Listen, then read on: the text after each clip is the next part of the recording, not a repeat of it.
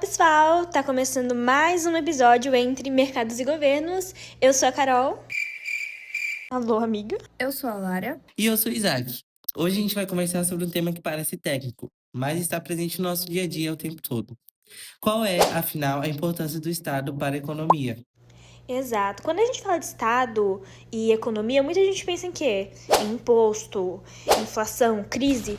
Mas essa discussão ela é muito mais antiga e profunda, né? No século XX, principalmente depois da crise de 29, surgiu um dos maiores debates econômicos da história. De um lado, nós temos John Maynard Keynes, que defendia que o Estado precisa agir quando a economia entra em crise.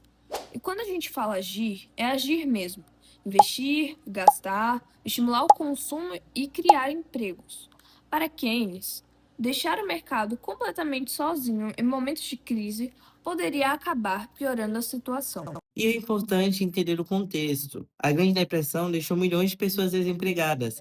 Empresas quebraram, bancos faliram e o mercado não estava conseguindo se recuperar sozinho. E foi justamente nesse cenário que Keynes propôs que o governo deveria intervir para aquecer a economia. Se as pessoas não têm dinheiro para consumir, o Estado injeta recursos.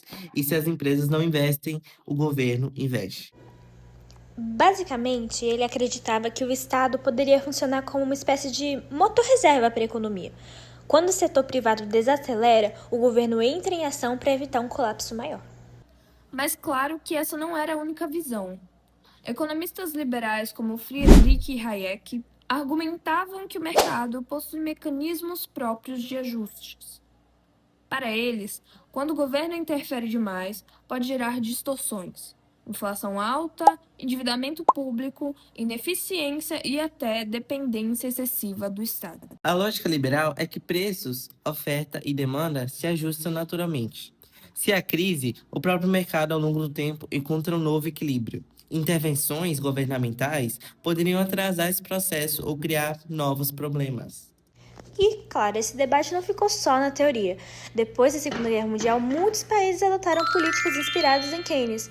Então, eles ampliaram o papel do Estado na economia, investiram em infraestrutura, política, bem-estar social e, claro, numa maior regulação. Já nas décadas de 1970 e 1980, com as crises inflacionárias e dificuldades fiscais, vários governos passaram a adotar políticas mais liberais. Eles fizeram isso reduzindo gastos públicos, privatizando empresas estatais e diminuindo as regulações. Ou seja, o século XX foi marcado por essa alternância entre mais Estado e mais mercado. E o interessante é que esse debate continua atual. Sempre que surge uma crise econômica, como a de 2008, ou até durante a pandemia, a pergunta volta: o governo deve intervir? Quanto? E de que forma? No fundo, o Estado ele tem funções que vão além de simplesmente intervir ou não intervir. Ele cria regra, ele garante contrato, ele mantém a estabilidade jurídica, que mais? Ele oferece serviços essenciais como saúde, educação, segurança. Então, sem isso, o próprio mercado teria dificuldade para funcionar. Além disso, o Estado pode atuar para reduzir desigualdades sociais, combater monopólios e proteger os consumidores, mas, ao mesmo tempo, precisa administrar bem seus recursos, porque gastos descontrolados podem gerar inflação e dívida pública mais elevada. Então, talvez a grande questão não seja escolher entre Estado ou mercado, como se fossem inimigos. A economia moderna mostra que os dois coexistem. O desafio é encontrar o equilíbrio ideal, que pode variar conforme o contexto histórico e as necessidades de cada país.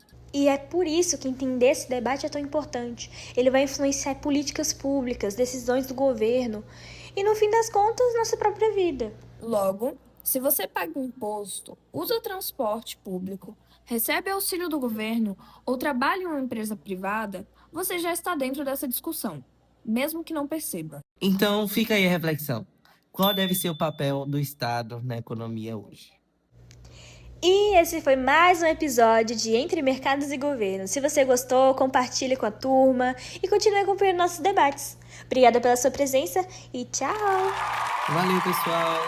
Tchau e até o próximo episódio.